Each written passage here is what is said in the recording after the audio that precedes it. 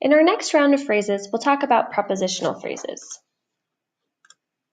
Prepositions are those small words that show relationships in time, space, and direction. The preposition relates its object to another word in the sentence. So if I said the dog in the boat, the preposition in shows a spatial relationship between its object boat and the noun dog. Prepositional phrases can act as either adjectives or adverbs, depending on where they are placed in the sentence. So in the purple sentence below, I write, the dog in the boat barked. So here, in the boat modifies the dog. Which dog? The one in the boat. Because it answers that which one question, the entire phrase functions as an adjective. Now in the green sentence, I write, the dog barked in the boat. So here, in the boat modifies the verb barked. Where did it bark? In the boat. Because it answers the where question, the phrase functions as an adverb. So that's why it's important to remember the difference between adjectives and adverbs.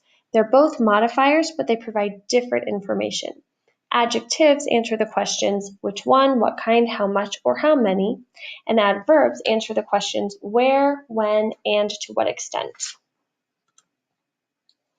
So prepositions are powerful words, and I've mentioned before that it's much more fun to have money delivered to you instead of from you. So just as prepositions are powerful, so are prepositional phrases. They have the ability to convey your meaning clearly, but when they get lost and end up in the wrong spot in your sentence, it can have a funny effect. Last time, I showed you that modifiers should be placed as close as possible to the words they are modifying in order to communicate clearly. With prepositional phrases, that means you want to place the phrase immediately after the word it modifies. If it's an adjective phrase, then it will follow a noun or a pronoun. And if it's an adverb phrase, then it will usually follow a verb. So consider this purple example below here. So this was a headline that was in an actual publication. It says, 2 sisters reunited after 18 years in checkout counter.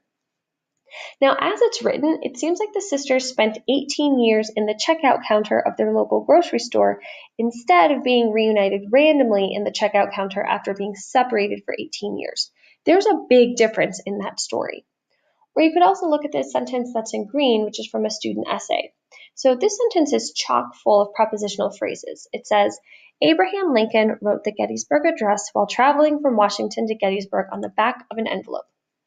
So it starts off with from Washington, then has to Gettysburg, and then on the back, and finally of an envelope is another phrase.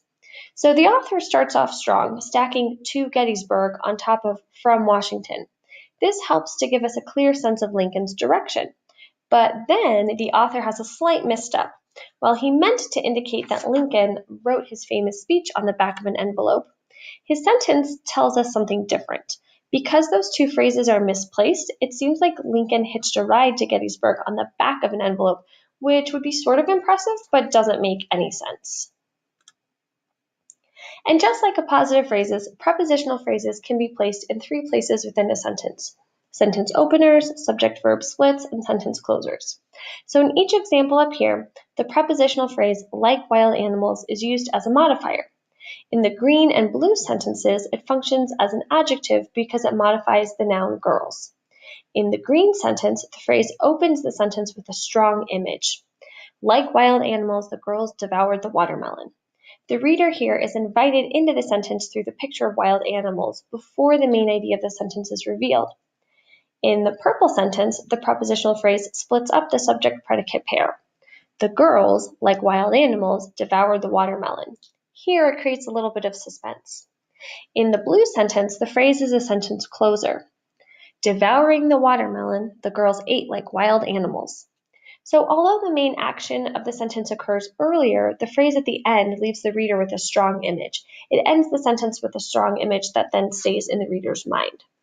So prepositional phrases, like other phrases, can be kind of tweaked in your sentences depending on the tone that you want to strike and depending on the voice that you're trying to create as a writer.